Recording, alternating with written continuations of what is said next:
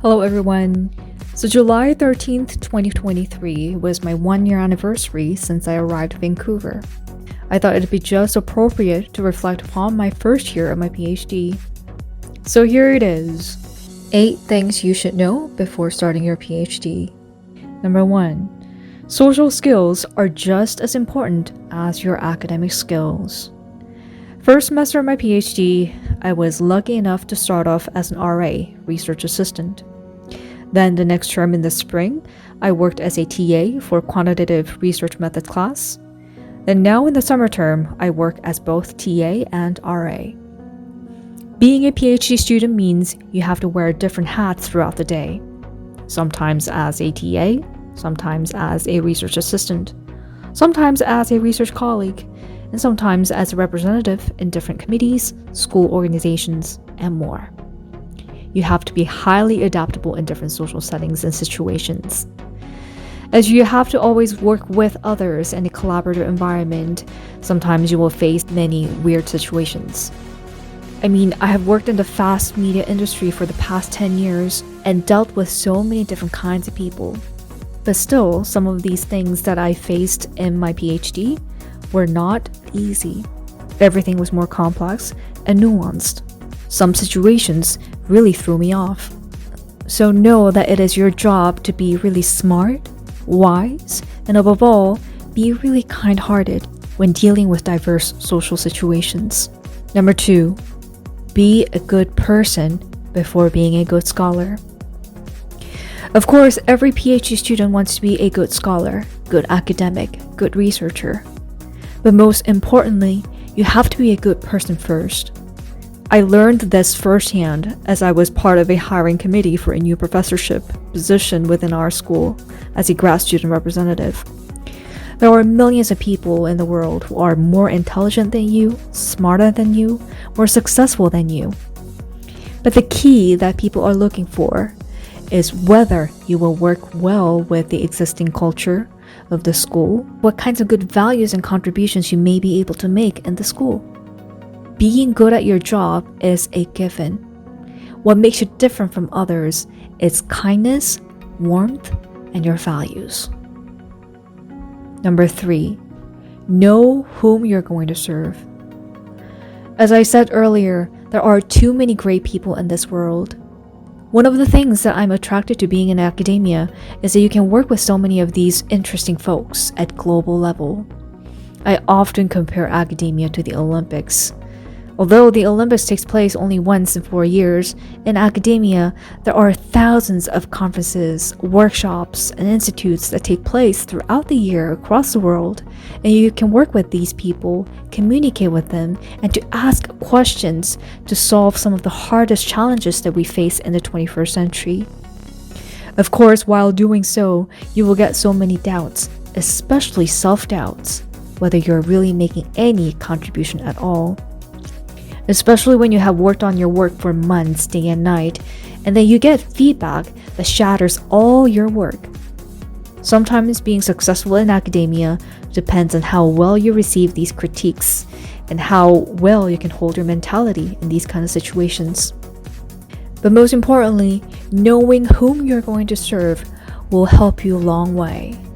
If you know exactly where your work is making contributions, whom you're serving, for what causes, then all the other noises will kind of fade away because you know your purpose very clearly.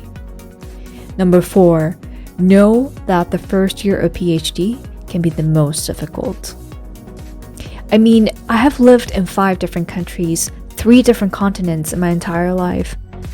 But every time I move to a new country, it's always a challenge. I thought I would have all this under control when I moved to Vancouver. I have my own tips and tricks regarding how to pack, how to tackle formalities, and such. But still, there are hardships that come unexpectedly. When you injure your legs and can't walk for months and have to move out of your place, I feel like I've gone through the worst and worst of all possible things that could happen in my PhD.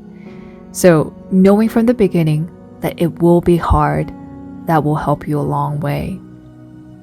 Number 5, be strategic about taking opportunities.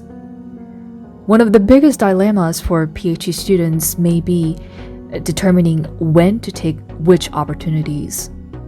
Oftentimes, I have to reduce the amount of rest, social time, or even sleep in order to do everything or accomplish everything that I have to do. And whenever you see great fellowship or scholarship opportunities, you want to be able to take them. And because you want to be good at what you're doing, you are desperate. But the most important thing to remember is that you want to set a good foundation in your first year. You'll be done with most of your coursework by the end of your first year, and you will have to take the comms, the comprehensive exam at the end of your second year, which you will prep for all throughout your second year. PhD is a marathon, not a sprint. You really need to know how to pace yourself and not to burn all your energy at once. If you saw certain opportunities this year, they will likely be happening again next year. So when you have to save your energy, do save it. Be strategic. Work on your writing, reading, and reading as widely as possible in your first year. And of course, this also applies to conferences, but I will try speaking about this in a separate video. Number 6, do not make PhD your life. PhD is just a part of your life, and you're meant to do your PhD happily, not miserably. There was a colleague of mine who is now a PhD candidate. Whenever I saw him, I asked him how he was doing, and his response was always the same.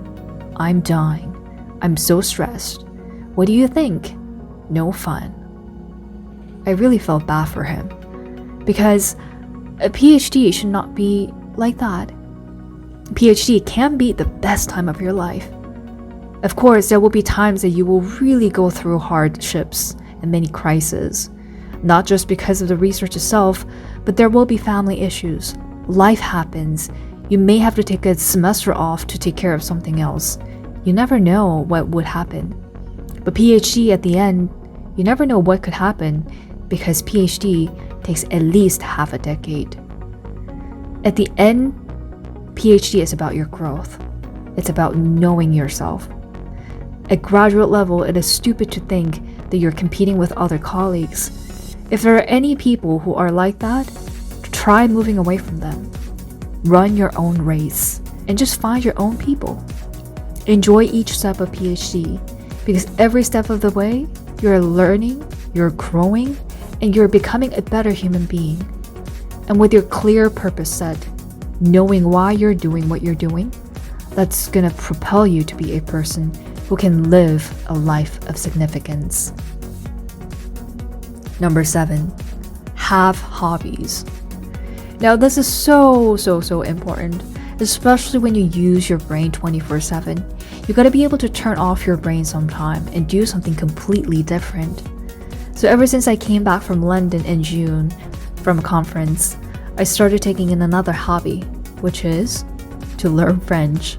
I love using different languages because it makes me feel like I'm being transported to a different country right away, and I get to experience their culture just like how music does. Especially Canada's official languages are English and French, along with other indigenous languages. So I thought it's about time that I pick up French after learning Spanish and German. And I'm having a lot of fun right now. Sometimes I watch some random French YouTubers who teach French, and I'm picking up new things. In the fall term, if my leg conditions allow me, then I'd like to take Kendo. In Berlin, when I was a DAAD scholar, an exchange student, I learned Taekwondo then. Last but not least, number 8. Know that you are growing, even when you feel like you're not. I can't believe that a year has already passed since I got here. Time will go by super fast. But there will be many times throughout your PhD that, am I doing well? Am I doing the right thing? Why do I feel like I know nothing? Please know that having these kind of self-doubts would always happen. And it is natural to have these questions to yourself because that shows that you are growing. You may feel like you're only walking at a speed of 10 kilometers per hour, but in reality, you are diligently driving at 20 to 30 kilometers per hour. If only you are consistent, disciplined, and determined to keep going, you are doing just right. When others make great achievements, congratulate them wholeheartedly, and those moments will come to you too as well. But know that your success won't define who you are. Your success will only be meaningful when you know that you have served others and touched other souls.